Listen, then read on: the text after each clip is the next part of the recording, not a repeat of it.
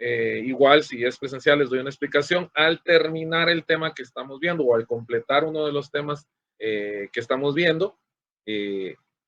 Después de eso, yo les traslado a ustedes un folleto y una presentación, o solo el folleto, que contiene la información de lo que se vio ese día, para que todos tengamos más o menos la información que se trabajó durante la sesión. Además, vamos a manejar siempre un libro guía, que básicamente ese es un apoyo para ustedes por si algo de lo que yo les expliqué no les entendió o no se entendió o les quedaron dudas o aún con el folleto no lo comprenden muy bien o quieren profundizar un poco, puedan acceder al libro guía que estamos manejando. Esa documentación yo la agrego en el tablón del curso, en el área de trabajo en clase, donde establezco documentos de apoyo. En este caso ya tengo subido lo que es el programa del curso, el normativo de evaluación, que generalmente cada sesión de curso, más bien cada curso que doy lo subo desde el inicio para que ustedes lo tengan, y el libro guía, que en este caso es el instrumento público del documento notarial del doctor Neri Muñoz. Aquí lo pueden descargar ustedes y para tenerlo a la mano y poder ir avanzando junto con la clase en los temas del programa. Hablando del programa, en el presente caso, en este curso que es Derecho Notarial 2, el área que vamos a ver ya no es tan teórica, o ya no es teórica como lo que vimos en el curso pasado, o lo que vieron en el curso pasado, que es que no estuvieron conmigo. En esta parte, si bien hay teoría, es mucho más práctica. Entonces cuando estemos en las sesiones de curso presenciales, vamos a tratar de avanzar un poco en temas prácticos para que ustedes vayan agarrando confianza, vayan aprendiendo a desarrollar y a redactar instrumentos, documentos, que ya es como la carnita, digamos, del curso de notariado. En este caso, en el programa, el primer punto del programa, que es lo que vamos a empezar a ver hoy, son los elementos personales del instrumento público. ¿Esto qué significa? Que vamos a empezar no de cero, ya tenemos que traer cierta base de qué es un instrumento público, cuál es su diferencia con un documento, clases de instrumentos públicos, que en una parte del curso anterior se dieron algunas definiciones y que vamos a profundizar en este curso e incluso vamos a iniciar con las redacciones de esos instrumentos. Segundo punto, tenemos la escritura pública. Tercer punto, las formas de reproducir la escritura matriz. Cuando hablamos de esto, es las formas como realizamos nosotros duplicados, los duplicados que le entregamos a las personas de los documentos protocolares, pues en esta parte vamos a encontrar la forma como se realizan. En cuarto lugar, a veces, y esto se los aviso de una vez, a veces yo este punto lo traslado para el final del curso, dependiendo cómo calculo yo que estamos entendiendo el tema. ¿Por qué? Porque prefiero, en algunos casos, que me comprendan bien cómo elaborar los instrumentos y ya después explicarles cómo se reproducen para que no haya confusiones sobre qué instrumentos se reproducen con esta metodología de reproducción de escrituras matrices y qué instrumentos no, porque a veces cuando lo damos desde el principio nos confundimos un poco. Pero eso lo veremos cuando ya lleguemos al momento de definirlo, después de platicar de la escritura pública. Yo les diré si seguimos conforme el programa o pasamos ese tema hasta el final. El acta de protocolación sería el cuarto punto. El quinto punto es el ejercicio del notariado en el exterior, porque tiene mucha relación con las protocolizaciones de documentos provenientes del extranjero. En ese momento vamos a ver el tema de los pases de ley, la apostilla, que son temas importantes y que tenemos que manejar. Como sexto punto, vamos a ver el acta de legalización de firmas. Luego la legalización de copias de documentos, para finalmente, en el último punto, conocer o aprender sobre las actas notariales. Como les digo, a veces este es el último punto, a veces la forma de reproducir los instrumentos públicos, pero eso yo se los aviso durante el desarrollo de nuestras sesiones del curso, no tengan pena. Nuevamente les repito, cada vez que terminamos un tema o un punto del programa, posterior a la sesión, yo entre sesiones voy subiendo los documentos de soporte para que ustedes lo tengan ahí, que serían presentaciones y folletos del curso, para que ustedes lo tengan ahí y puedan realizar las revisiones que quieran, pero de todas formas el programa va conforme el libro guía que tenemos, entonces también pueden verificar ahí la información. Cualquier información del curso sobre Si va a haber cursos, si por alguna razón no me puedo comunicar con ustedes, yo se las comunico a través del tablón. Igual los folletos los subo como folletos y presentaciones dentro de los trabajos de clase como material del curso. Entonces aquí es donde ustedes van a buscar eso. Ahora, respecto a información del curso, ustedes la van a buscar acá en el tablón, que les va a llegar la información como mensaje a ustedes cuando yo les avise que se va a realizar alguna actividad, si requiero que realicen alguna cuestión específica o si por alguna razón no nos podríamos reunir, ya sea presencialmente o virtualmente, yo les aviso por esta vía. Ya cuando estemos en sesión presencial, vamos a tratar de llevar un control con respecto a armar un chat de mío personal de la sección, que el semestre pasado ya no me fue posible realizarlo, pero voy a tratar de ver si puedo en este semestre tener un chat específico mío donde yo me pueda comunicar con ustedes, de modo que les traslade información y ustedes también puedan comunicarse de alguna forma conmigo. Si por alguna razón alguno desea o necesita comunicarse conmigo, yo en las sesiones presenciales les estaré diciendo la forma en que pueden hacerlo o puede hacerlo dejando un mensaje acá. Lo que ocurre es que a veces cuando llegan los mensajes, tal vez es en un horario del día donde estoy en otras actividades y me tardo en verlos. Entonces, para algo más rápido, yo les voy a explicar entre semana cómo lo vamos a hacer. Bueno, la próxima semana que ya nos toca sesión presencial. ¿Está bien el sonido? ¿Me están escuchando todos? Sí, licenciado. Sí, licenciado. Okay, excelente. Bueno, pues esa es la metodología. Como les digo, durante las sesiones presenciales, como el tiempo es más corto y a veces la atención es menor, lo que trato es de que realicemos actividades que se van a ir completando como nota de zona. ¿Cómo vamos a calificar? Bueno, como se califica regularmente y sobre todo en mis cursos, yo se los explico. Primer parcial tendrá un valor de 30 puntos, realizado en las fechas que señalen la coordinación. Segundo parcial, la nota del segundo parcial incluye 40 puntos. De esos 30 puntos son del examen parcial y los otros 10 puntos son de los trabajos que realicemos, ya sea tareas, ya sea ejercicios, ya sea cuestionarios, ya sea actividades desarrolladas durante las sesiones presenciales. Con eso yo conformo los 10 puntos que completan los 40 puntos del segundo parcial. Y una evaluación final correspondiente a 30 puntos para completar un total de 100 puntos. Para llegar a zona mínima ya sabemos que tenemos que tener, para poder tener derecho a examen final, sabemos que tenemos que llegar a zona mínima con las notas que tengamos de primer y segundo parcial. Entonces les pido por favor que estén atentos a eso para que puedan evaluarse o para que se les pueda realizar su evaluación final. Yo siempre les digo que yo no saco a nadie de mis exámenes por el hecho de que no haya llegado a zona mínima. Yo de todas formas les traslado la evaluación. El tema es que al no tener zona mínima no le voy a colocar su nota. Nada más me puso más trabajo porque tengo que calificar esa evaluación, pero no le puedo colocar punteo porque no llegó a zona mínima. Entonces, por favor, para que pongan atención a eso. Otra cosa que es muy importante y que les pido que pongan mucha atención y que revisen constantemente. Los compañeros, o más bien todos ustedes, compañeros, que se inscribieron o se asignaron a la sección, por favor, verifiquen de aquí a una semana, 2 semanas, que estén efectivamente asignados, que efectivamente aparezcan en el listado de personas asignadas al curso. ¿Por qué? Porque me ha pasado que en algún momento algún compañero ha estado recibiendo el curso muy confiado de que está asignado y por alguna razón, ya sea cuestión de él o cuestión de la asignación en su momento o cuestión técnica, no se grabó esa asignación. Y lo que ocurre es que se da cuenta cuando yo subo notas porque no aparece la de él, porque a mí no me aparece asignado, yo no puedo asignar una nota si no me aparece en el listado, que automáticamente me saca la plataforma donde ingresamos nota a los catedráticos. Entonces, cuando se da cuenta, tiene que ir a realizar una gestión ahí en control académico para que, o atención al estudiante para que puedan asignarlo como corresponda. Pero si no lo logra hacer, yo no le voy a poder poner nota. Y a veces ha ocurrido que se han dado cuenta básicamente en el segundo parcial y ya para esas alturas, ya cuando llega el final, ellos todavía están en ese ir y venir de si aparecen o no aparecen, si van a aparecer o no van a aparecer. Entonces, siempre estemos revisando constantemente eso para que no haya ningún problema ya a la hora de las notas. Nada más les digo que bienvenidos, vamos a tratar de ser lo más claros posible. Si tienen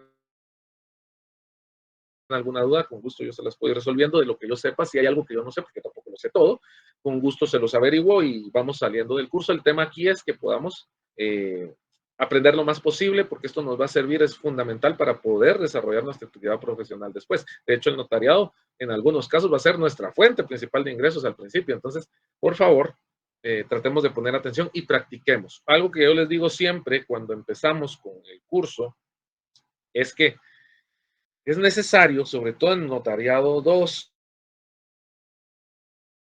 y ya van a ver por qué en el 3 y el 4 sobre todo, que practiquemos redacción. Yo no puedo, no tenemos tiempo para ponernos a hacer ejercicios de redacción constantemente. Entonces es necesario que practiquemos redacción, porque si bien es cierto, un notario tiene que llenar las formalidades que establecen los requisitos formales que establece la ley para que sus instrumentos tengan validez, también es muy importante que sus instrumentos sean claros y precisos, porque de hecho es una formalidad de los instrumentos públicos. Si un notario elabora un instrumento que no se le entiende ni siquiera qué está diciendo o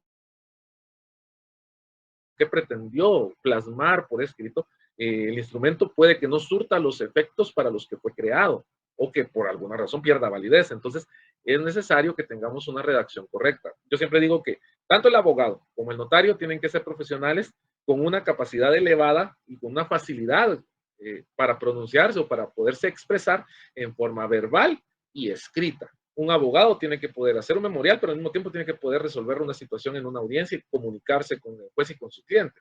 Pero igualmente el notario no solo se encarga de redactar documentos, sino que el notario también le tiene que poder explicar a su cliente, a los requirentes, las condiciones en que va a realizar su actividad para que estos comprendan perfectamente y con consentimiento claro puedan participar de la actividad que va a realizar el notario. Entonces, es muy importante que podamos expresarnos de forma fácil y clara, precisa, tanto verbalmente como en forma escrita. Como les digo, verbalmente poco a poco lo vamos aprendiendo, pero por escrito a veces traemos más dificultad porque ya traemos, ya sea que traigamos una base no muy sólida en cuanto a redacción, a gramática, ortografía, etcétera, etcétera, o que simplemente no estemos acostumbrados a redactar documentos, sobre todo en este mundo moderno donde ya no hay tanta costumbre de ponernos a escribir y hacer cuestiones que lleven mucha o mucha extensión. Entonces nos cuesta expresar algunas ideas o se nos dificulta expresar algunas ideas por escrito. Entonces, les pido por favor que practiquemos. Las formas más sencillas de practicar o de ir teniendo una mejor redacción y más vocabulario y mejores fórmulas para expresar lo que queremos es leer. La primera es leer. La segunda es sentarse solos en determinado momento, en sus tiempos libres, si trabajan o fines de semana que tengan algún espacio, sentarse y escribir en forma libre, sin restricción, composiciones. El tema es practicar la redacción y verificar si efectivamente lo que nosotros tenemos en nuestra mente y queremos expresarlo estamos plasmando correctamente en lo que escribimos, poniéndoselo a leer a alguien a ver si entendió lo que dice. Pero como les digo, se los digo así desde el primer día porque es algo que no podemos, yo siempre hago más de alguna actividad para poder ir desarrollando un poquito o que ustedes tengan una idea de qué significa sentarse y elaborar un documento, pero no puedo hacer tanto, no tenemos tanto tiempo para podernos sentar a verificar redacción de cada uno. Entonces eso ya es un trabajo personal que cada uno va a tener que ir haciendo y como les digo, esos par de tips son buenos para que tengamos una expresión más fluida en forma escrita y en forma verbal. Dicho eso, vamos a iniciar con lo que corresponde al primer punto de nuestro programa de estudios del curso de Derecho Notarial 2. En este caso, vamos a hablar de algunos aspectos introductorios antes de entrar de lleno. Vamos a basarnos y vamos a partir de algo que ya platicamos en sesiones anteriores o en cursos anteriores, en el curso anterior más bien de notariado, que es la definición del instrumento público. Para que partamos de ahí, ya vimos que son documentos, ya hayan estado conmigo o no, ya vieron que son documentos, ya vieron qué diferencia hay entre un documento y entre un documento público, un documento privado y entre un documento público y un instrumento público. Pues nosotros vamos a partir, porque ya entramos a lo que es materia del notariado, a hablar de los instrumentos públicos. De ahí que vamos a partir de la definición de que un instrumento público es un documento autorizado por notario a instancia de parte o por disposición de la ley en el que se deja constancia de hechos, circunstancias, actos, acuerdos y convenios que presencia o les son referidos. Esta definición de instrumento público nos abarca las dos categorías de instrumentos públicos que puede elaborar el notario: los instrumentos públicos protocolares y los instrumentos públicos extraprotocolares. ¿Cuáles son protocolares? Pues vamos a ir a una definición legalista, los que establece el artículo 8 del Código de Notariado como instrumentos públicos protocolares. ¿Y cuáles son los instrumentos públicos extraprotocolares? Pues los que no se elaboran en hojas de papel sellado especial para protocolo y que están detallados uno a uno en el Código de Notariado. Para que tengamos un refresh un poquito de lo que vimos en el curso anterior o de lo que se vio en el curso anterior. Partiendo de ahí, entendemos que los instrumentos públicos, ya sean protocolares o extraprotocolares, van a tener ciertos elementos. Un elemento formal, que son todos aquellos requisitos establecidos en la ley para que el instrumento público tenga validez. Es decir, que tenga, si son instrumentos protocolares, pues que sean elaborados en papel sellado especial para protocolo, con un número de orden, que estén firmados, etcétera, etcétera, etcétera. Caso de los extraprotocolares, pues bueno, que se hagan en hojas de papel simple, que reúnan los requisitos especiales de cada uno de los instrumentos públicos extraprotocolares, que lleven lugar y fecha, hora, etcétera, etcétera. Esos son requisitos y corresponden al elemento formal de los instrumentos públicos. Hay un elemento material u objetivo de los instrumentos públicos, que se constituye por el contenido mismo del instrumento público, es decir, el objeto del instrumento público, el acto o circunstancia de que se está dejando constancia, ya sea un convenio, un acuerdo, un hecho de la naturaleza, un hecho de la sociedad, etcétera, etcétera. Pero ese es el elemento objetivo, el que se deja plasmado en el instrumento público. Y un elemento subjetivo. El elemento subjetivo de los instrumentos públicos lo constituyen los sujetos que participan o que son afectados por el instrumento público. Es decir, quien lo elabora, quien requiere el instrumento público, las personas que intervienen por una u otra circunstancia en el instrumento público. De ahí que en el curso anterior, y por eso hago este refresh, ya se habló un poco de las formalidades, de los requisitos, de las características de los instrumentos públicos, porque este curso inicia precisamente con el elemento subjetivo de los instrumentos públicos, también denominado elemento personal o elementos personales del instrumento público.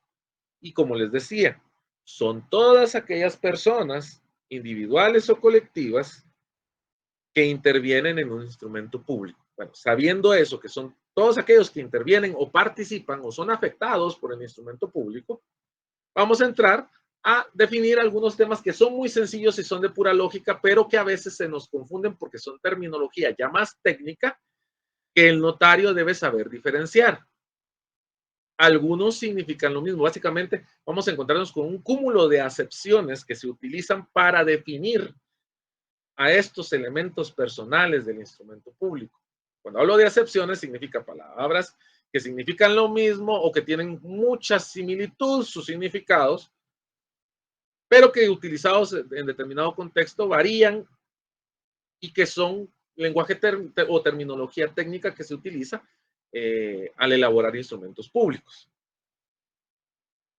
Doctrinariamente se utilizan, como les decía, distintas acepciones que a veces hacen difícil determinar en qué calidad intervienen los sujetos en un instrumento público, es decir, en qué calidad participa o aparece alguien plasmado dentro de un instrumento público. Por lo que partiendo de los aspectos más generales, ojo, los más generales, referidos principalmente a conceptos generales del derecho, llegando a los particulares, que se refieren principalmente al instrumento público, se puede exponer lo siguiente. En primer lugar, vamos a encontrar el término sujetos. Cuando hablamos de sujetos en el instrumento público, estamos hablando de todas aquellas personas individuales o jurídicas que intervienen en una relación jurídica de cualquier naturaleza.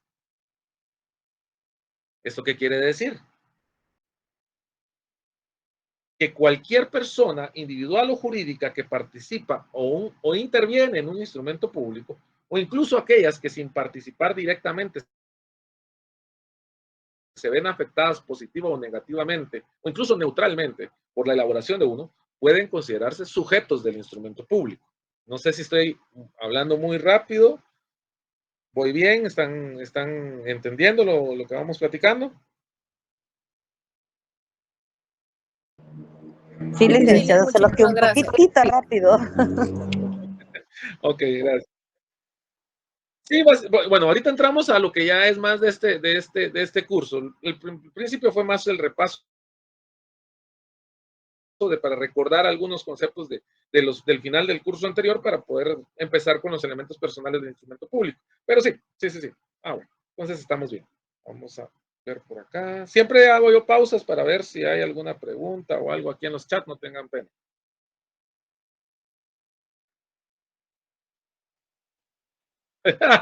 Vaya, no me ayude. Bueno, dicho eso, entonces ya vimos, sujetos son todas aquellas personas que de una u otra forma participan o intervienen o son afectadas por el instrumento público. En segundo lugar, vamos a encontrar a las partes. Y los vamos a definir como aquellas personas individuales o jurídicas que representan un mismo derecho o interés. Eso estamos hablando en términos generales, ¿se acuerdan? En derecho, cuando hablamos de partes, son todas aquellas personas individuales o jurídicas que representan un mismo derecho o interés. En el caso particular o específico de los instrumentos públicos, son todas aquellas personas individuales o jurídicas que representan un mismo derecho o interés al intervenir o comparecer en un instrumento público. En tercer lugar, encontramos a los comparecientes. Comparecientes vamos a definir o vamos a decir que son todas aquellas personas individuales o jurídicas que se presentan ante un notario con motivo de la elaboración de un instrumento público. Es decir, todas aquellas personas que el notario califica, individualiza y plasma dentro de un instrumento público porque se presentaron ante él, comparecieron en su presencia, o más bien comparecieron ante él ¿para qué?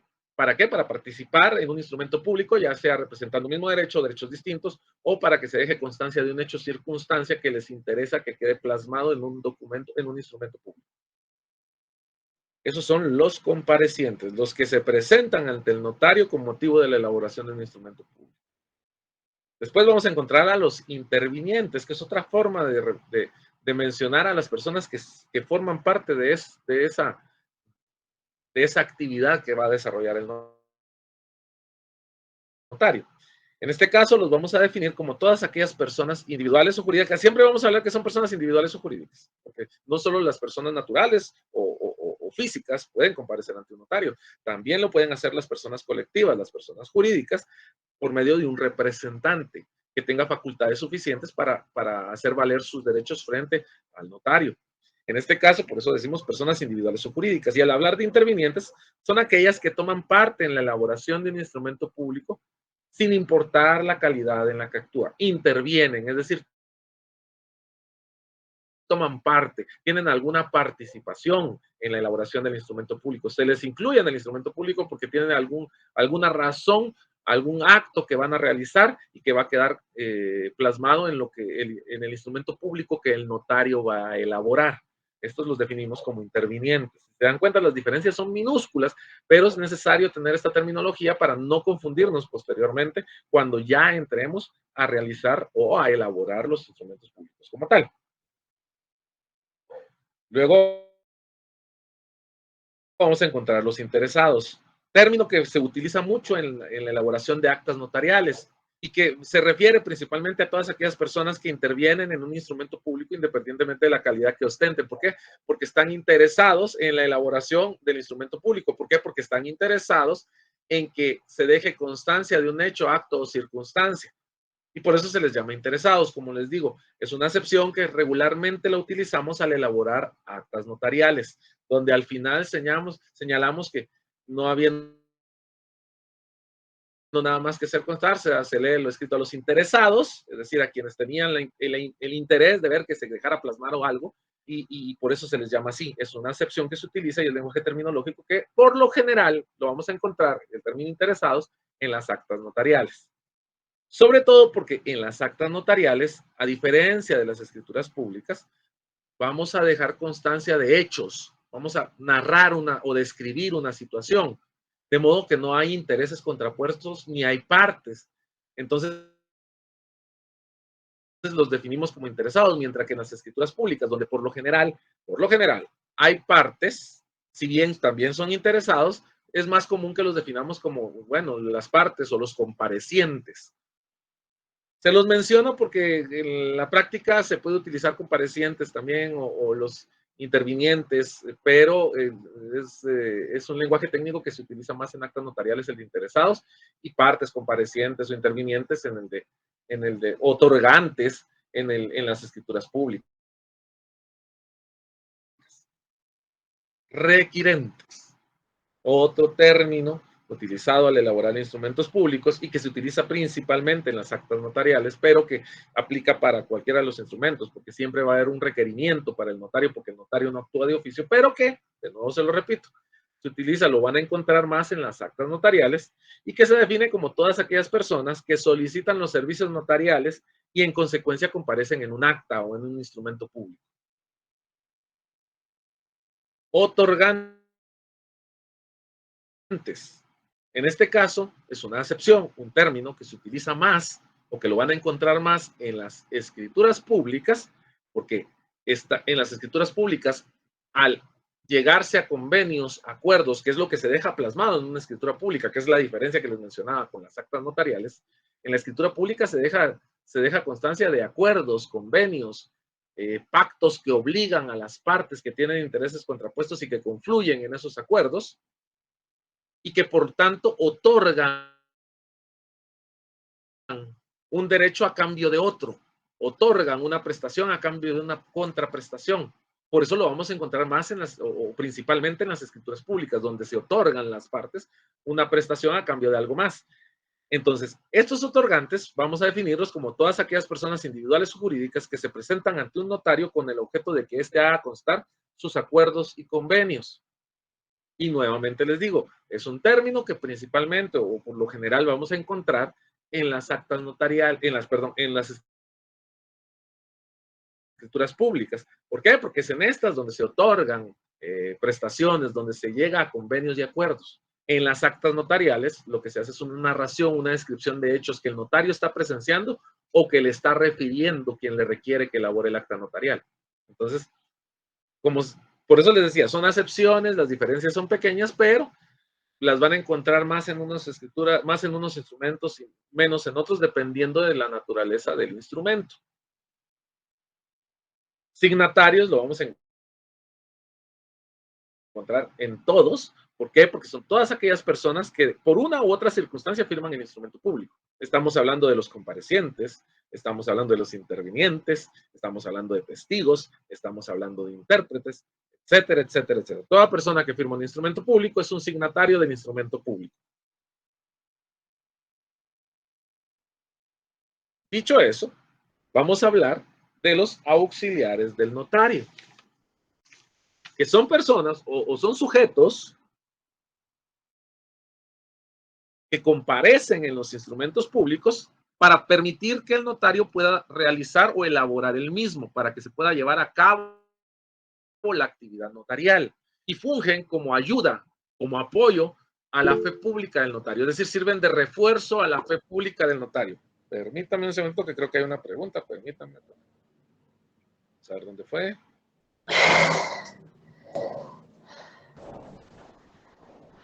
¿Quién levantó la mano por ahí?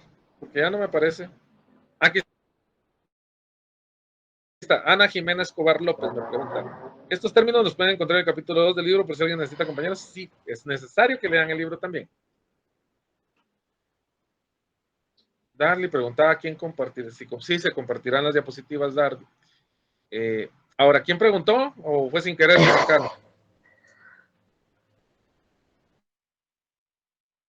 Creo que fue sin querer que marcaron. Bueno. Entonces, seguimos con los auxiliares del notario. Los vamos a definir como todas aquellas personas que comparecen e intervienen en un instrumento público por solicitud del notario a requerimiento de parte para colaborar con éste en la elaboración del mismo. ¿Y cómo colaboran?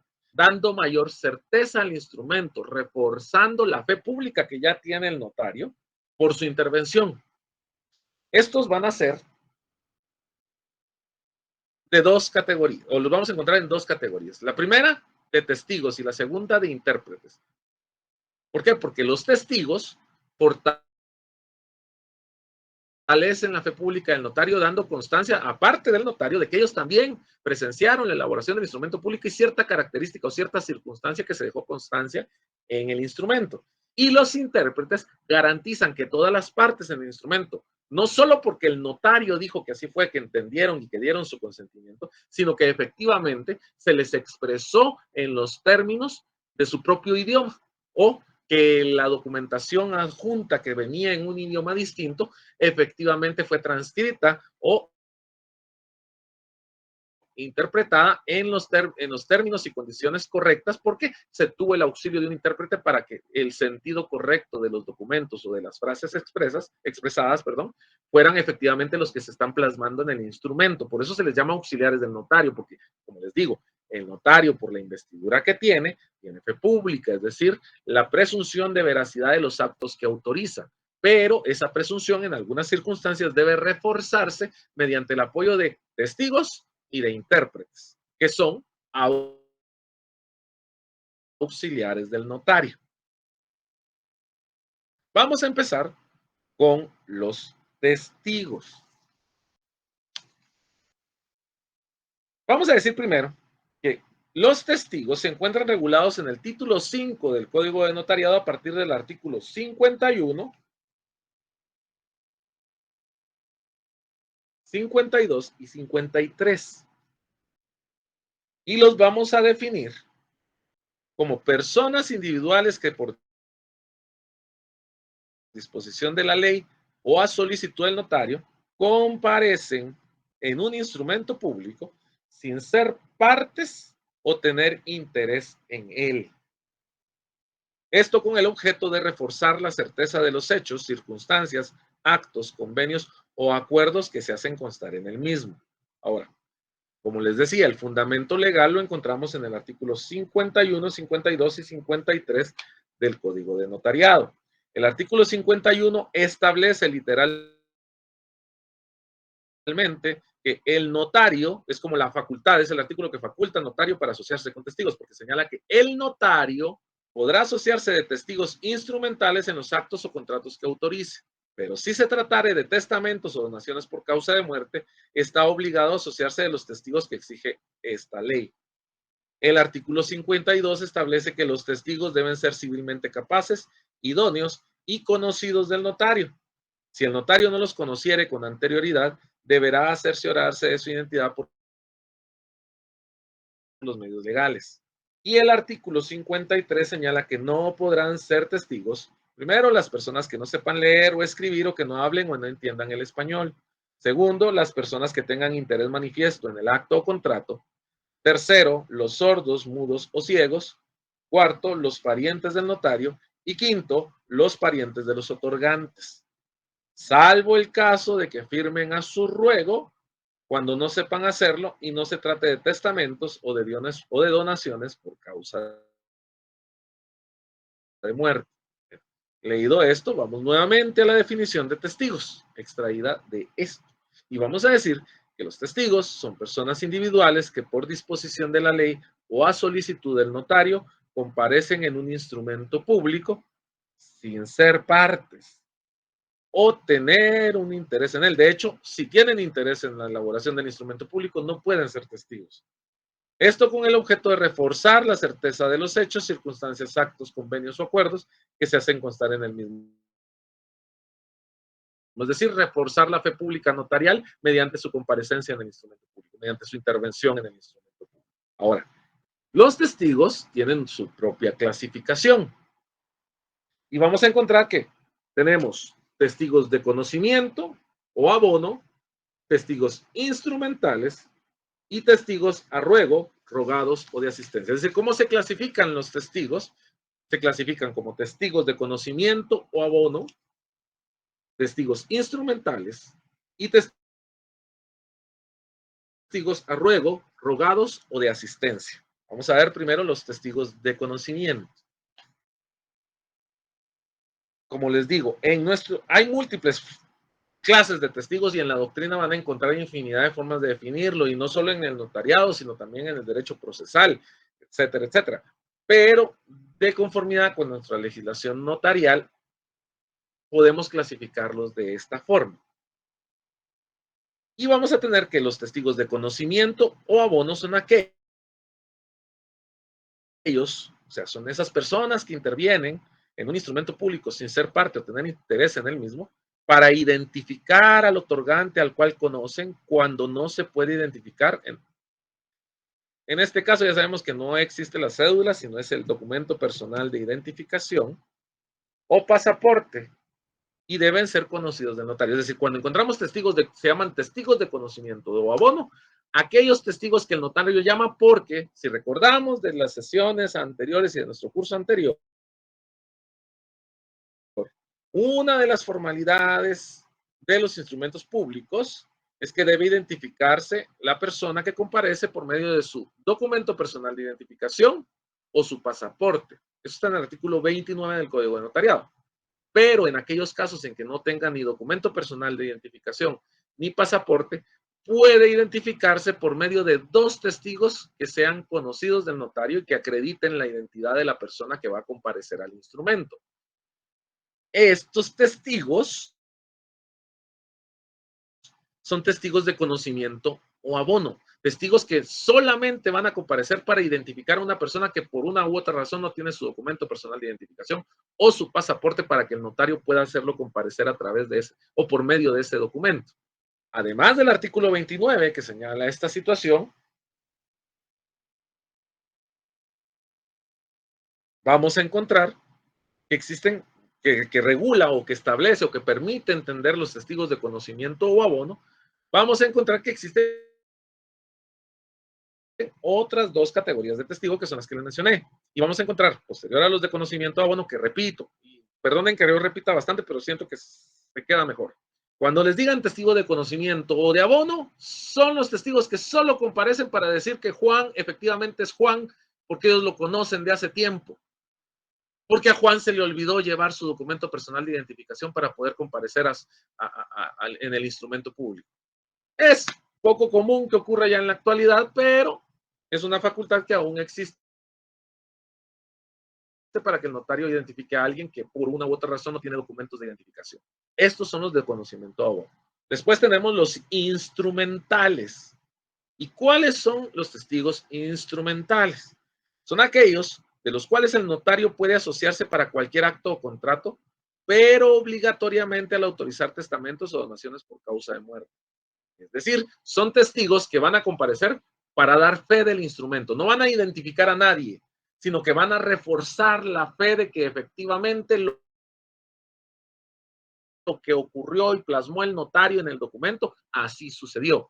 Es decir, es un refuerzo de la fe pública notarial que va dirigido al instrumento. Es decir, ellos van a estar ahí como testigos instrumentales. ¿Por qué? Porque van a decir, sí, el notario sí hizo todo eso que dice ahí, sí, la persona le dio esas declaraciones, sí, esos hechos pasaron. Básicamente, ellos están ahí como diciendo, sí, nosotros estamos de acuerdo con lo que dijo el notario, así pasó. Se les llama instrumentales porque le dan fuerza al instrumento. No identifican a nadie, por eso no son de conocimiento o de abono, sino que simplemente el notario dice, en alguna circunstancia puede pedir, bueno, mi fe pública aquí puede ser, por alguna cuestión que considera el notario, puede ser cuestionada. Entonces, además de mi fe pública, voy a traer a dos testigos de instrumentales a efecto de que le den fuerza y le den más certeza a lo que voy a dejar plasmado en el instrumento público, a pesar de que yo ya tengo fe pública. A esto se les llama instrumentales. Y lo leímos o los conocimos a leer el artículo 51 del Código de Notariado que les leí hace un momento, que establece: el notario podrá asociarse de testigos instrumentales en los actos o contratos que autorice. Por eso dice instrumentales, porque son gente que va a dar fe del instrumento. va a fortalecer la fe pública del notario. Pero, si se tratara de testamentos o donaciones por causa de muerte, está obligado a asociarse de los testigos que exige esta ley. Esos son los instrumentales. Además de los testigos de conocimiento o abono y los testigos instrumentales, también tenemos testigos a ruego, rogados o de asistencia. ¿Por qué se les llama testigos a ruego, rogados o de asistencia? Y recuerden, esta clasificación es para fines notariales. En doctrina van a encontrar otra gran cantidad de clasificaciones de testigos o de testimonios que van a depender primero de la rama del derecho en la cual estén realizando el estudio y también van a depender de la naturaleza doctrinaria del documento que estén viendo. Estos son fundamentalmente extraídos o basados o sustentados en lo que establece nuestro código de notariado. Entonces, cuando hablamos de testigo a ruego, rogados o de asistencia, no es porque sean rogados de que no quieren ir y los tengamos que obligar a ir, no, se refiere a que van a firmar porque alguien les pidió que por favor firmaran en su nombre porque él no puede o no sabe. Por eso decimos que los testigos a ruego, rogados o de asistencia, son los que firman a ruego de un otorgante o un interesado o un interviniente o un compareciente por no saber o no poder estampar su firma, dejando por lo tanto su impresión digital. Y esto no es solo un tema notarial, también en la práctica del foro para los abogados, también en algunas oportunidades se debe firmar a ruego del cliente algún memorial. Entonces, cuando hablamos de eso es cuando utilizamos aquella frase de quien por no saber firmar o quien por no poder, quien sí sabe firmar, pero por no poder hacerlo en este momento en su dirección, auxilio y procuración, digamos, si fuera un memorial, ahí estamos haciendo una firma a ruego. En el caso notarial, pues es precisamente cuando señalamos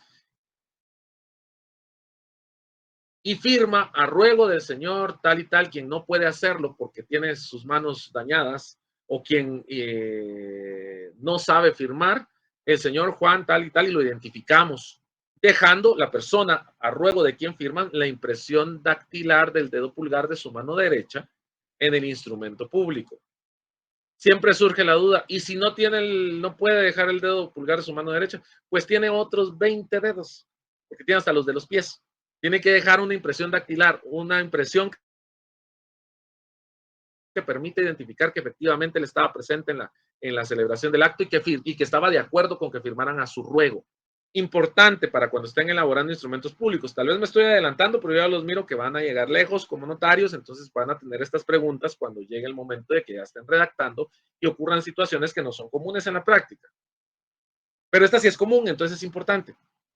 Si bien es cierto, la impresión dactilar, además de la firma a ruego de la persona que es un testigo a ruego, rogado o de asistencia, se coloca siempre como notario diligente. Yo les recomiendo que coloquen debajo de la huella o alrededor de la impresión dactilar el nombre de la persona a quien corresponde esa impresión dactilar, sobre todo en aquellos casos en que se va a dejar la impresión dactilar de varias personas y porque vayan a haber varios testigos de asistencia, porque son varios los comparecientes que no saben firmar, porque después si surge algún problema no se va a poder identificar con claridad, a menos que hagan un peritaje o que llamen nuevamente a las personas a identificar su impresión dactilar de a quién correspondía cada una. Y podría salir alguien muy vivo, muy vivillo, poniendo en duda la impresión dactilar que se dejó.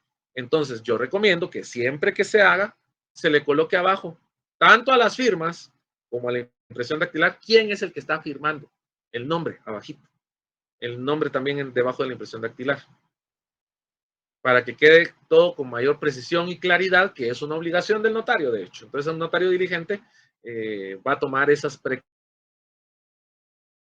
precauciones. Pero volviendo, ya me salió un poquito. Testigos a ruego, rogados o de asistencia son aquellos testigos, es decir, aquellas personas que comparecen en un instrumento público porque quien efectivamente está compareciendo no sabe o no puede firmar y van a firmar en su nombre. Ahora, vamos a ver, tengo una pregunta. Ángel Estrada, buenas noches, dígame. Buenas noches, ¿me escucha? Allá a lo lejos, pero sí, cuénteme. Gracias. Mire, fíjate que yo esta firma he visto las escrituras públicas de constitución de sociedad. Ha estado, pero permítame Ángel, así voy, porque no se oye mucho, entonces voy tratando de repetir para estar claro. Ha estado en firmas de escrituras públicas, me señala, ¿verdad? En escrituras de constitución, ¿verdad? Y ahí únicamente se mira la firma, no se visualiza el nombre de las personas que firmaron. Ajá, porque no es una obligación. Porque usted los identificó en el instrumento. Este es un tip que yo les estoy dando para que no haya dudas sobre quiénes firmaron y quiénes colocaron su impresión dactilar. Porque la ley, el artículo 29, lo que señala es que tiene que dejar su impresión dactilar y no dice en ningún momento abajo pónganle el nombre para saber de quién es, no lo dice. La ley no lo obliga a usted como notario a que cada persona que firma le ponga abajo el nombre, ¿verdad? Con el hecho de que firmen, incluso no le tienen ni siquiera que poner firma, sino simplemente con que firmen sería suficiente porque es lo que exige la ley. Ahora, la práctica lo lleva a uno a tener ciertas precauciones extras, que es el tip que les estaba dando, sobre las firmas y algún otro montón de cuestiones a la hora de elaborar instrumentos públicos, que no necesariamente son obligatorios, pero que facilitan la resolución de conflictos que puedan surgir con respecto a la elaboración del instrumento posteriormente. Entonces, como tip y como consejo, y sobre todo en los casos donde son múltiples las firmas y las impresiones dactilares que se van a colocar, que se da principalmente en actas notariales, sobre todo cuando son actas notariales de alguna constitución de una asociación o cuestiones que son dejar un acta de una cuestión de una reunión, de una, digamos, un grupo, una junta directiva de un sindicato, una asamblea, no sé. Cuando firman muchas personas y hay algunas que solo van a poner su impresión dactilar y por ellas va a firmar a ruego a alguien más, siempre es importante, por precaución, no porque sea obligatorio, que podamos tener la certeza de identificarlos, porque yo en la práctica sí he visto mucho que posteriormente cuando surgen problemas hay gente que dice, no, es que yo nunca puse mi impresión dactilar dentro de las 20 que iban ahí, ¿verdad? Y el testigo a ruego queda en entredicho y más el notario, porque el notario dijo que sí estaban. Entonces, si desde el principio se les coloca, y es más, he visto notarios que son tan, no voy a decir diligentes, pero que son tan, ay, qué palabra, quisquillosos, digamos, que alrededor de la impresión dactilar colocan el nombre a mano, a efecto de que no haya duda de que quien puso impresión dactilar ahí es esa persona. Como mecanismo de precaución, pero no es que sea obligatorio. Con que se identifiquen en el instrumento público es más que suficiente. No sé si con eso le contesto, Ángel, porque no le oía muy bien. Sí, gracias. Ok. Sí. No, evidentemente, no es una obligación, yo se los menciono, y perdonen que repita tanto cuando me preguntan, pero como tenemos 3 sesiones abiertas al mismo tiempo, yo sí los escucho a todos ustedes, pero la sesión 1, no, el compañero de la sesión 1 no es el de la sesión 3, ni el de la sesión 3 al del 2, entonces yo repito las preguntas para que sepan que estoy contestando. Entonces, ahorita lo que me decía el compañero es que él ha estado en firmas de instrumentos públicos donde no se le ha colocado y se hacen y tienen validez y son instrumentos públicos formales y surten plenos efectos.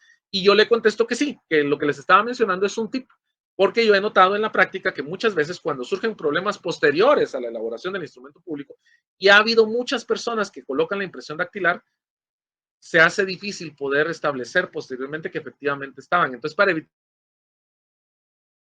evitarnos problemas en algunos casos y también para diferenciar y también para cuestión personal, si son muchas las personas que van a colocar su impresión dactilar para que no se nos pase ninguno, se recomienda, o yo recomiendo por lo menos, que sí le coloquen el nombre abajito o alrededor de la impresión dactilar, el nombre de la persona que dejó ahí su impresión. Incluso en el caso de las firmas también, cuando son muchas, también yo recomiendo que pongan alguna, porque en alguna circunstancia algún compañero se le ha pasado que tal vez son 10 personas las que tenían que firmar y le firmaron 9, pero como solo colocó las firmas, vio, ya no contó ni siquiera, solo vio que iban las firmas y no se dio cuenta que le faltaba una, en un acta, en una escritura. Entonces, siempre colocarle es una forma de prudencia propia, personal. Ana Gabriela, buenas noches, cuénteme. Hola, licenciado, buenas noches, mucho gusto. Fíjese que yo tengo una consulta con relación al testigo de conocimiento de abono. Sí. La teoría dice que es un testigo conocido del notario que va a identificar a la otra parte, pero me surge la duda si solo es conocido del notario o debe conocer a ambas partes, tanto al notario como a la persona que No, está y identificando. excelente pregunta que hace Gabriela. O no sé si le digo Ana o Gabriela, pero compañera, excelente pregunta. Gabriela me dicen normalmente, licenciado, gracias. Está bien. También me pregunta, voy a repetir su pregunta para que los demás la escuchen. Gabriela me pregunta, según la doctrina, tiene que ser una persona conocida del notario la que sea testigo de conocimiento o abono. Pero eso implica que tiene que ser conocido del notario y conocer además al compareciente.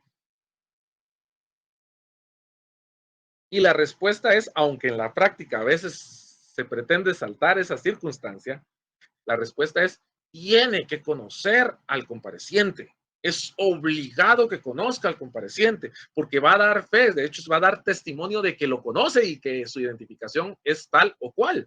En la práctica yo he visto, y de hecho desde que inicié en algunas circunstancias, había notarios, no voy a decir quiénes, que ponían a su secretaria,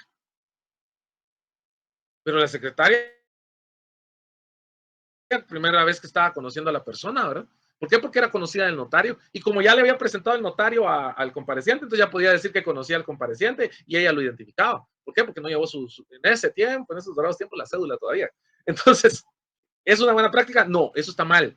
El testigo de conocimiento, precisamente es de conocimiento, no porque conozca al notario, es de conocimiento porque conoce al compareciente, porque todos los testigos que el notario hace comparecer, todos los testigos, tanto instrumentales como, como de conocimiento, como a ruego, el notario tiene que identificarlos y conocerlos. O sea, eso es obligado. Pero el de conocimiento especialmente tiene que conocer al compareciente que no se puede identificar, porque de lo contrario no tendría sentido que compareciera en el instrumento público. Que hayan formas en la práctica que no son adecuadas para saltarse esa obligación, las hay y las van a ver, pero ustedes sí van a saber que eso está mal. Tiene que conocerlo, porque es la persona que va a decir, sí, no, él se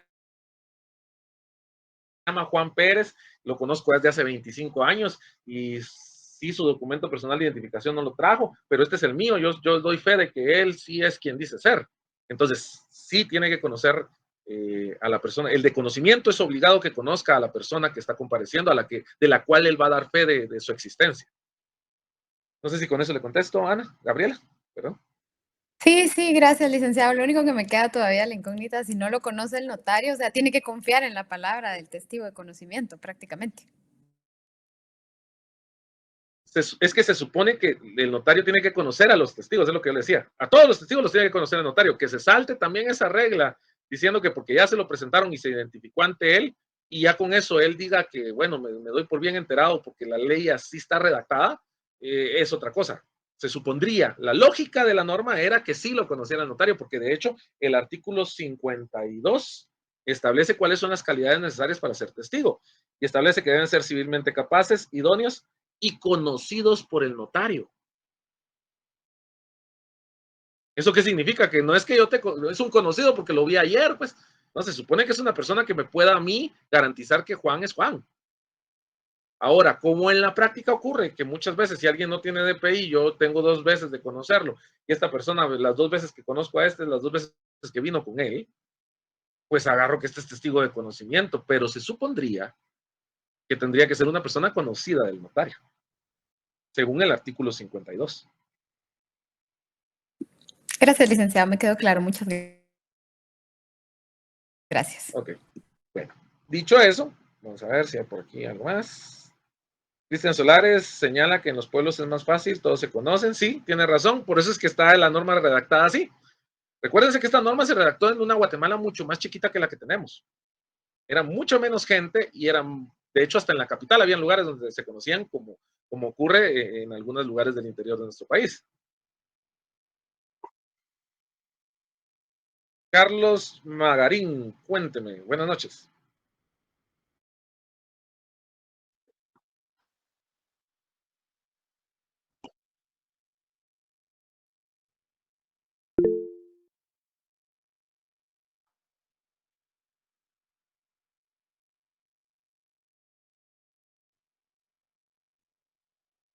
Ujú.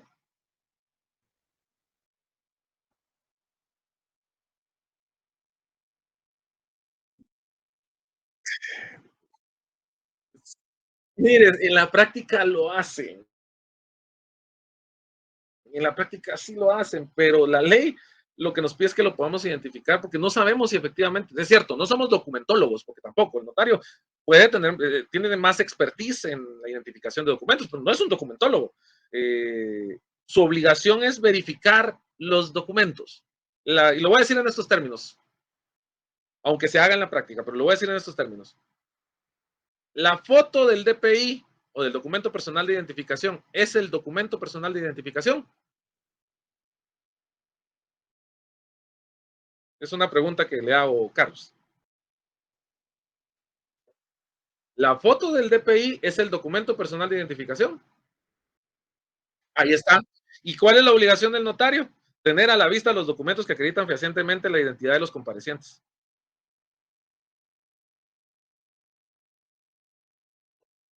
Exacto.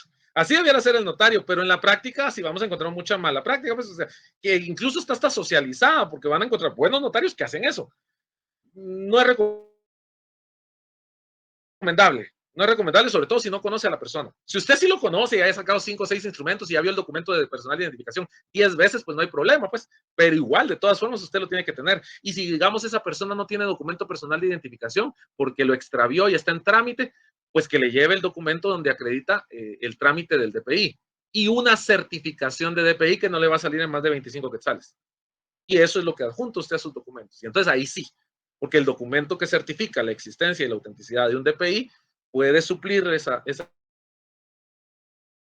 cuestión, aunque la ley señale efectivamente que tiene que ser eso, porque usted posteriormente le tendrá que pedir el documento personal de identificación, pero para su seguridad puede hacerlo. Incluso en algunas oportunidades, si usted desconoce a la persona y tiene alguna duda sobre la legalidad de los documentos que le están presentando, usted mismo puede ir, si no está haciendo el instrumento en ese mismo momento, usted mismo puede acudir al RENAP y solicitar que le extiendan una certificación de ese DPI para verificar que efectivamente la persona no le está presentando un documento que causa falsedad, digamos.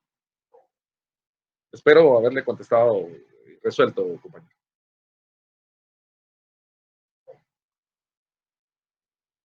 Jeremy Josué Oliva Vázquez señala, podría ser alguien con quien haya hecho algún instrumento anteriormente con la persona y que sea conocido también de la persona que comparece. En el caso de los testigos de conocimiento, así es. De hecho, esa es la idea. Que sea alguien que conoce al notario, pero que también conoce a la persona que va a comparecer. Por eso muchos notarios se forman no muy correcta, porque yo entiendo un notario que ponga a su secretaria como testigo en un instrumento de un cliente que tiene hace 20 años y que de hecho hasta puede que sea conocido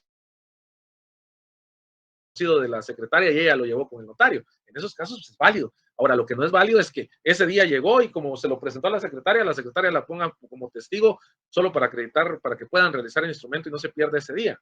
Eso no es correcto, pero sí se supone que tienen que ser conocidos. Bueno. Dicho eso, estábamos hablando de los testigos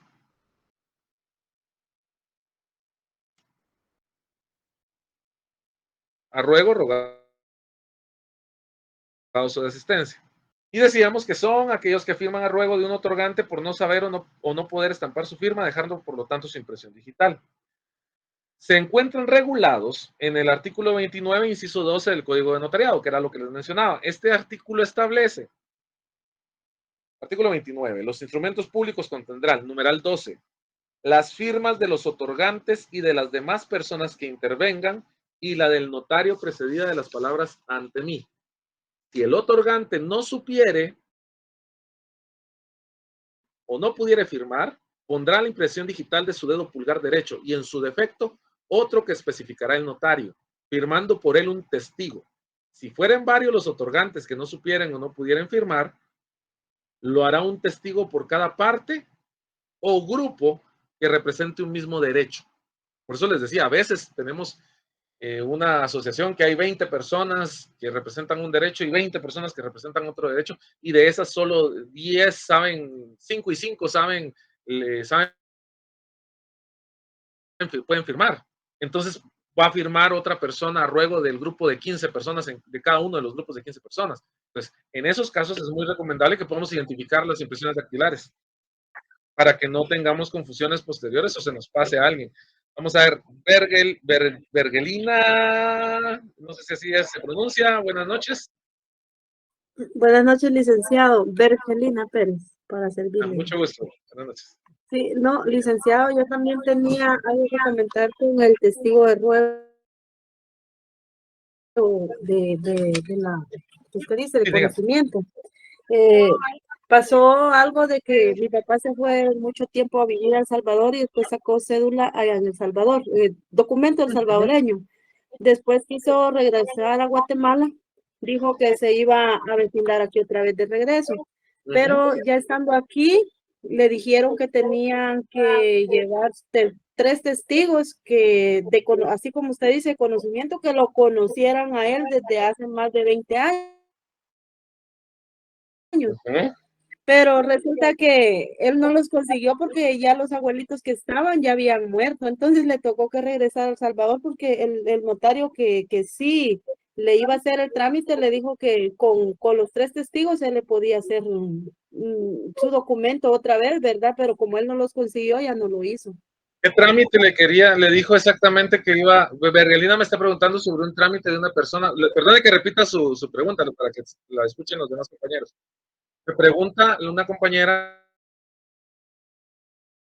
porque hay una persona en el extranjero que es guatemalteca, pero sacó su documento en el extranjero y luego quiso regresar a Guatemala y para sacar su documento personal de identificación el notario le estaba pidiendo 3 testigos de conocimiento. Ahora la pregunta, Bergelina, es ¿qué trámite le dijo el notario? Lo estaba haciendo ante un notario, no lo estaba haciendo en el RENAP.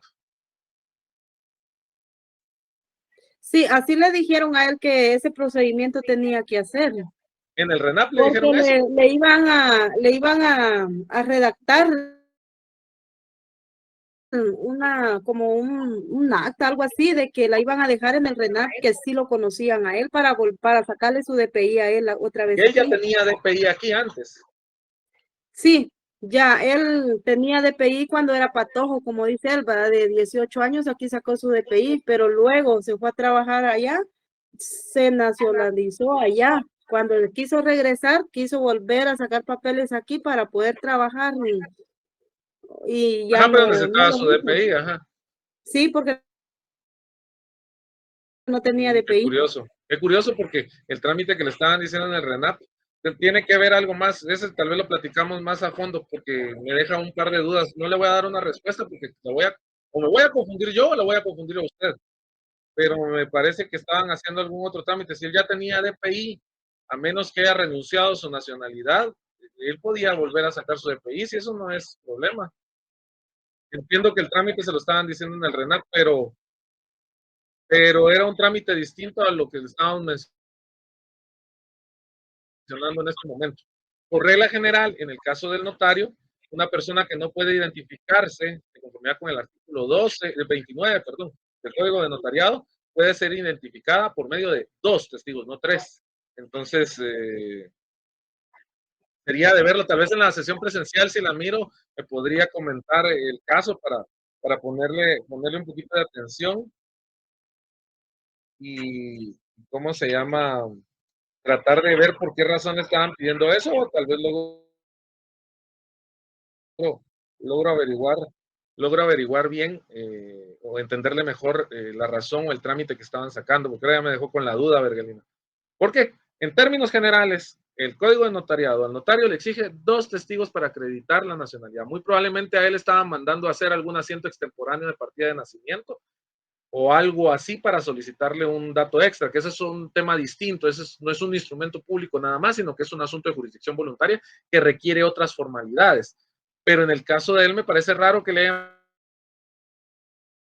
pedido que se presentara así, porque si él ya tenía DPI cuando se fue de aquí, pues básicamente lo que tenía que hacer nada más es sacar nuevamente su DPI y reponerlo, no iniciar nuevamente la tramitación de su inscripción de partida, porque el código único de identificación, que es en realidad lo que nos identifica, el DPI es el cartoncito, ¿verdad? El plastiquito es el DPI.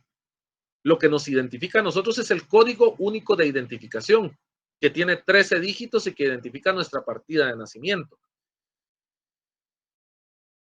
Entonces, ese es único, intransferible y permanente de por vida, independientemente de las inscripciones que usted realice. Entonces, si usted ya tenía DPI, su código de identificación va a seguir siendo el mismo toda su vida, no va a cambiar, a menos que por alguna razón lo hayan anulado, que podría haber sido el caso, pero no lo creo. Pero por eso le digo, el Tal martes vez, tal vez me dice, porque sí me pareció. yo pienso que podría haber sido que como antes tenían cédula de vecindad y los borraban o se arruinó la hoja o algo así, pudo haber Pero si sido él también, ya pensé tenía yo. DPI cuando se fue. Era cédula, licenciado. Ah, entonces ahí está. No aparece en la inscripción de su cédula, pero igual de todas formas. Lo primero que tiene que hacer es verificar en qué libro, qué partida, folio y libro estaba, en qué municipalidad, acudir a libros físicos y verificar si efectivamente se encuentra por ahí y tratar de hacer el trámite desde ahí, antes de iniciar con lo otro. Entiendo ya más o menos el trámite que le están diciendo, pero es por eso, porque no era DPI lo que tenía, él tenía cédula. Entonces el primer DPI es lo que pretende sacar. Carlos, buenas noches, coménteme. Sí, licenciado. Fíjese que con respecto a ese caso, yo conocí un caso de un señor que él había nacido en un municipio de Sololá, y como los alcaldes, pues la verdad que habían algunos renuentes para el cambio al DPI, que ahí en ese municipio quemaron todos los libros, quemaron todo. Y lo que tuvieron que hacer es, pues gracias a Dios, esta persona tenía otras 2 hermanas aún vivas que sí estaban identificadas, y por medio de ellas fue que se asentó una nueva partida de nacimiento en el lugar en esa municipalidad, y de esa forma pues él logró hacer el trámite, pero... Es un trámite distinto, por eso es que le estaban pidiendo más testigos. Incluso en algunos casos aparecen algunas partidas o modificaciones con alteraciones en las municipalidades y por lo tanto no fueron transcritas a formato digital por RENAP.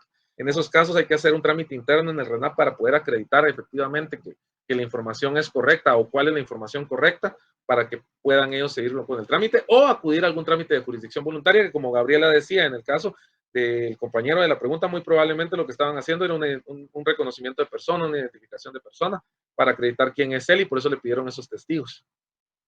Pero es cierto, es por la naturaleza del trámite, pero la regla general es que un notario, y esto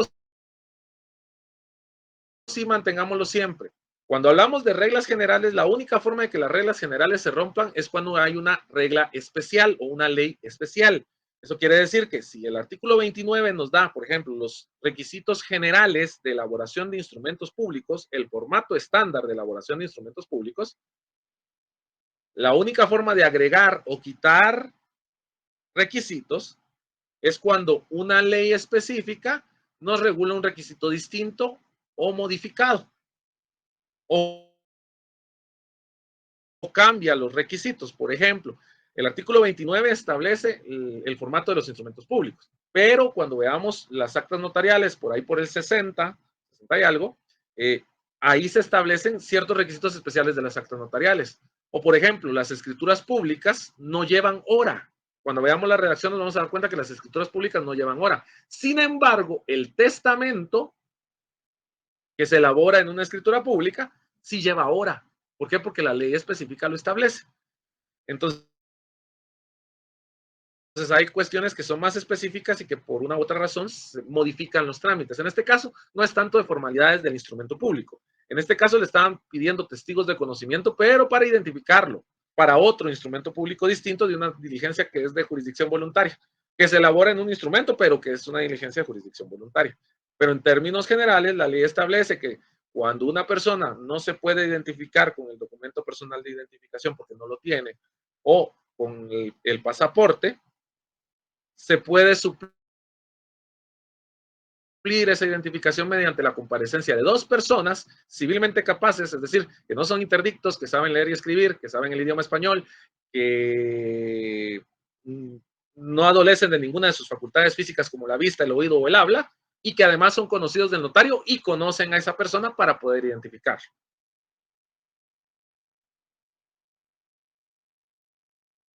Muchas gracias, Gabriela. Bueno, dicho eso, no sé si quedó duda en alguien todavía por ahí.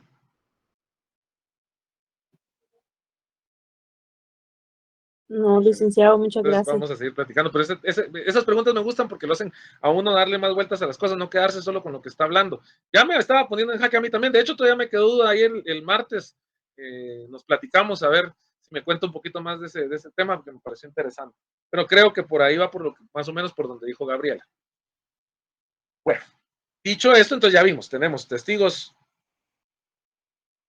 de conocimiento o abono, testigos instrumentales que además los encontramos regulados en el artículo 42 y 44 del Código de Notariado, que establece que la escritura pública de testamento, porque ahí es donde los nomina en un apartado específico. La escritura pública de testamento, además de las formalidades generales, que era lo que les explicaba, contendrá las especiales siguientes, formalidades especiales. Presencia de dos testigos que reúnan las calidades que exige esta ley. A esos testigos se les llama instrumentales. Artículo 44. En los testamentos y donaciones por causa de muerte son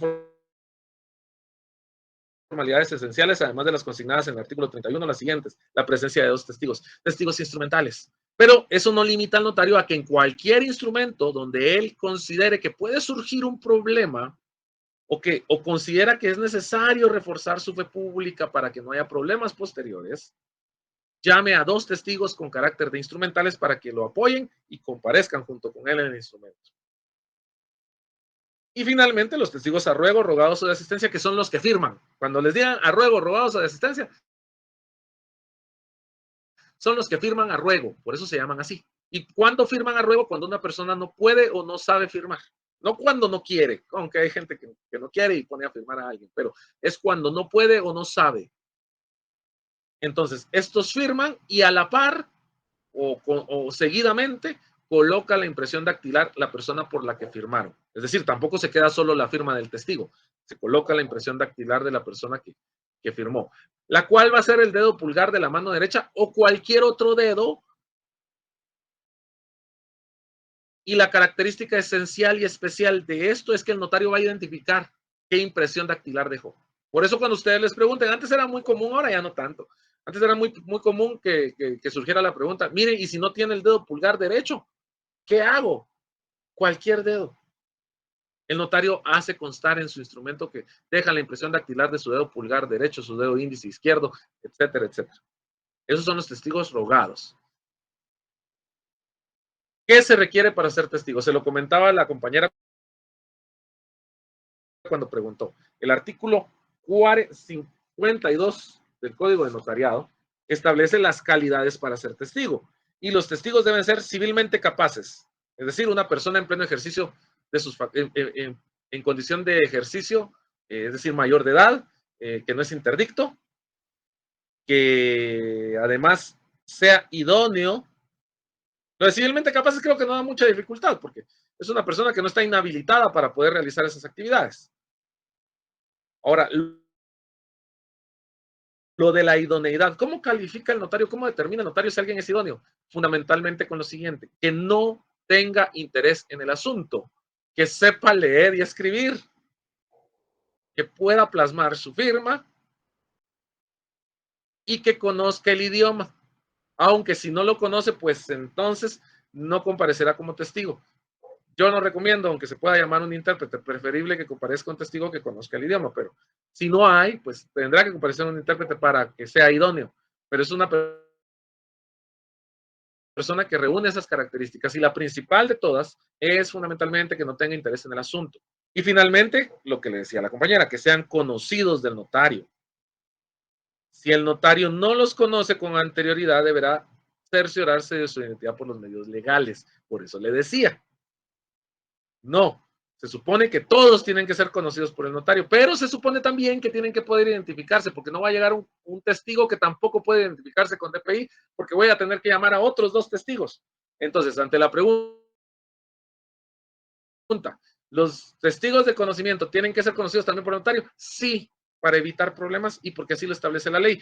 Y al efecto se lee el artículo 52 del Código de Notariado, que establece: los testigos deben ser civilmente capaces, idóneos y conocidos por el notario.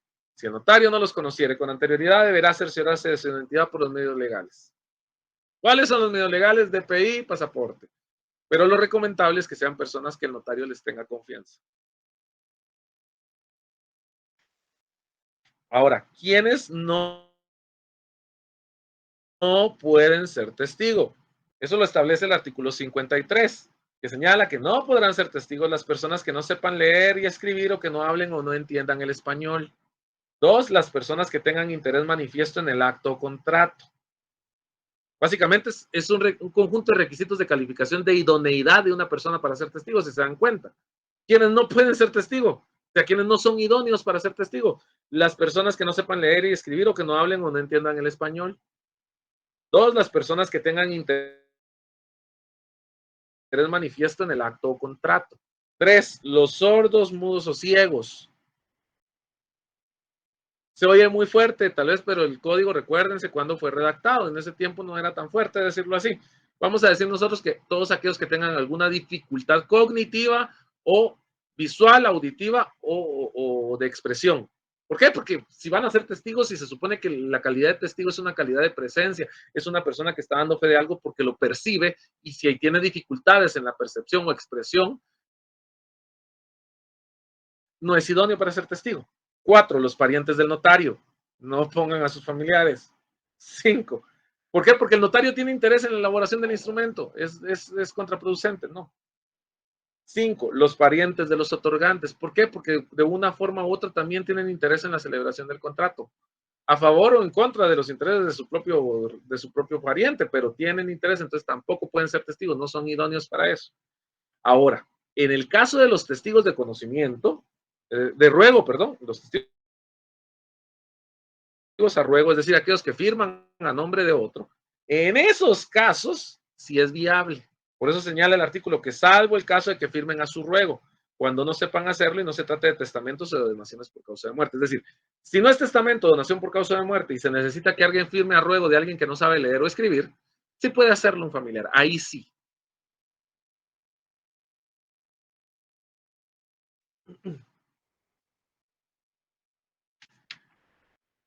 Dicho eso,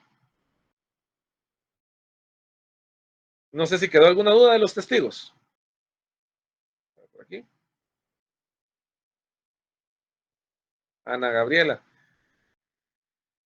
Sí Ana Gabriela pregunta si hay testigos híbridos, es decir, que es a ruego e instrumental en el mismo instrumento.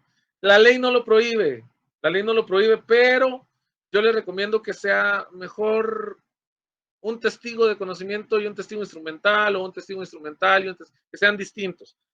Entiendo la pregunta porque sí ocurre muchas veces que, pucha, ¿dónde vamos a conseguir tanta gente que esté compareciendo en el instrumento? Pero la prudencia del notario también es fundamental. Entonces, puede que se crucen intereses al momento de que se mezclen. Y sobre todo, ojo con lo siguiente: un testigo de conocimiento y un testigo de arruego es viable. ¿Por qué? Porque conocen a la persona que está compareciendo y al mismo tiempo no puede firmar, o otra de las personas pueden hacerlo. Ahora, el instrumental, desde el momento que es llamado, y esto es importante, desde el momento que el testigo instrumental es llamado, está ahí para dar fe del instrumento. A partir de ese momento, tiene interés en el asunto. ¿Por qué? Porque va a su fe pública, perdón, su fe social, digamos, se me fue la palabra, su prestigio personal sobre la elaboración del instrumento. Entonces, tiene cierto interés en el instrumento. Si nos ponemos quisquillosos, yo no lo dejaría firmar a ruego, porque para ser testigo a ruego ya tiene un interés en el asunto. Entonces ya no es idóneo. Es idóneo para la primera tanda de testimonio, digamos, de ser testigo instrumental. Pero ya si firma a ruego también, ya no lo considero idóneo. Como les digo, no existe una prohibición expresa, pero en mi interpretación la prudencia me dice, si es instrumental, que sea solo instrumental. Si es a ruego, que sea a ruego, y salvo que de verdad solo esa persona esté, que sea de conocimiento, que sea de conocimiento y a ruego, pero la prudencia me hace decirles, lo más prudente es una persona por cada calidad de testigo. Ok. Vamos a ver si por aquí hay otra pregunta. Bueno, entonces, dicho eso, vamos a hablar de lo siguiente. Los intérpretes son los otros auxiliares del notario. Al hablar de intérpretes, tenemos que entender que hablamos de personas versadas en 2 o más idiomas que sirven de intermediarias entre otras que, por hablar y conocer solo lenguas distintas, no pueden entenderse. Esto lo define en su diccionario el maestro Cabanelas. Además, también, en el diccionario del maestro Osorio, se señala que el intérprete es una persona que se ocupa de explicar a otros en idiomas que entienden lo dicho en lengua que le es desconocida. Tomando en consideración esto, y teniendo en cuenta que no hay una definición específica de intérprete, aunque hay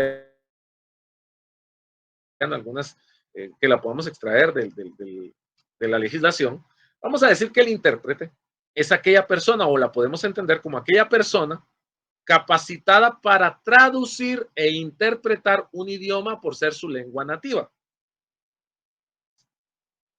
Por ser experto en el mismo o por haber sido autorizado por el Estado. Está capacitado para traducir e interpretar porque es su lengua nativa, número 1. Número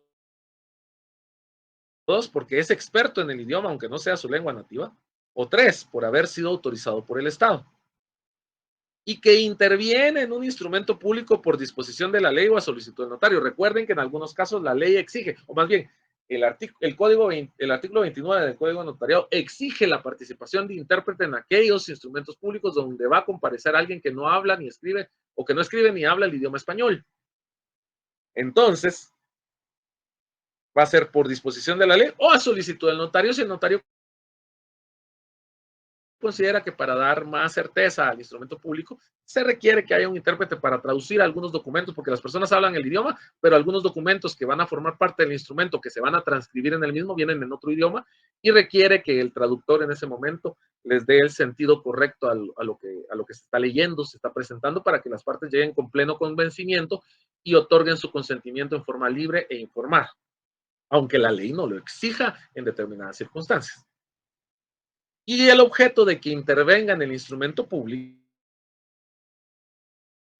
es explicar a otros en idiomas que entienden lo dicho en lengua que les es desconocida para que pueda dejarse constancia de ello.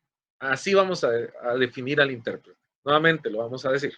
Podemos entender al intérprete como aquella persona capacitada para traducir e interpretar un idioma por ser su lengua nativa, ser experto en el mismo o haber sido autorizado por el Estado, y que interviene en un instrumento público por disposición de la ley o solicitud del notario, cuyo objeto es explicar a otros en idiomas que entienden lo dicho en lengua que les es desconocida para que pueda dejarse constancia de ello. Eso es el intérprete. Respecto a los intérpretes, el Código de Notariado establece en su artículo 29 lo siguiente. En el numeral 6 señala que la intervención de un intérprete, o sea, que los instrumentos públicos contendrán la intervención de un intérprete nombrado por la parte que ignore el idioma español, el cual, de ser posible, deberá ser traductor jurado. Si el intérprete no supiere o no pudiere firmar, lo hará por él un testigo. ¿Cómo se llama este testigo? ¿Alguien que me diga? El testigo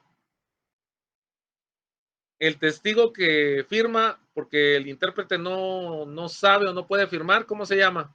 Arruego, licenciado. Arruego. Excelente, sí. Arruego, son los que acabamos de ver, así es. Arruego. Arruego, muy bien, muy bien, muy bien. Ahí estamos, eso es.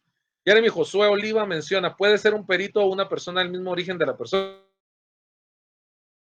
o un experto establecido por el Estado? Exactamente es lo que les estaba explicando. Un perito puede ser una persona, un traductor jurado, es decir, una persona experta autorizada por el Estado, sacó la carrera de traductor jurado, sí, yo la denomino como carrera porque es bastante profundo lo que hacen.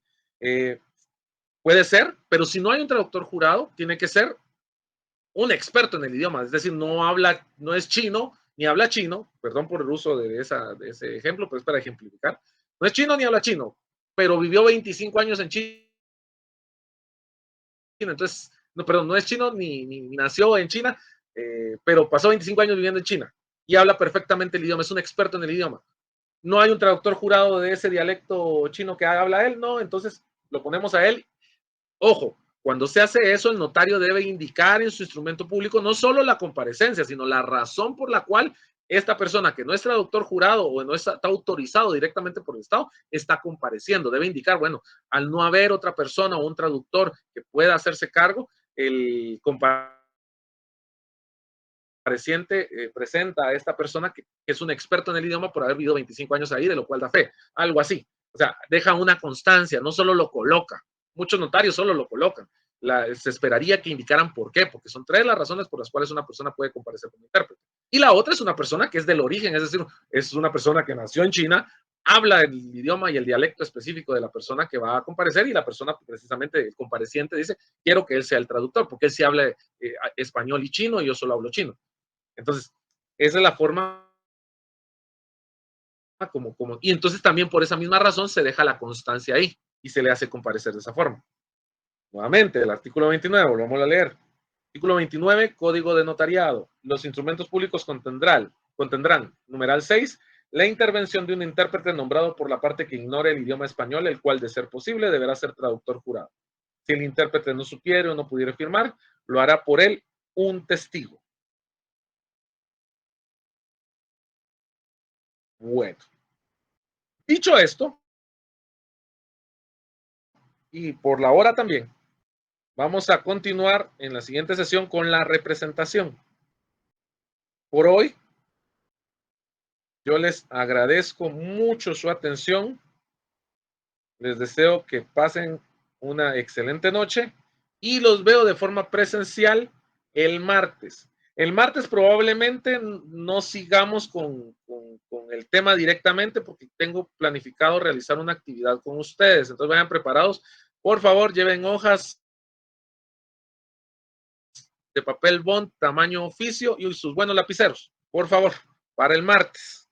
Y los veo por allá. Bendiciones y nos platicamos pues el martes. Pasen buen fin de semana. Gracias, licenciado. Fin de semana.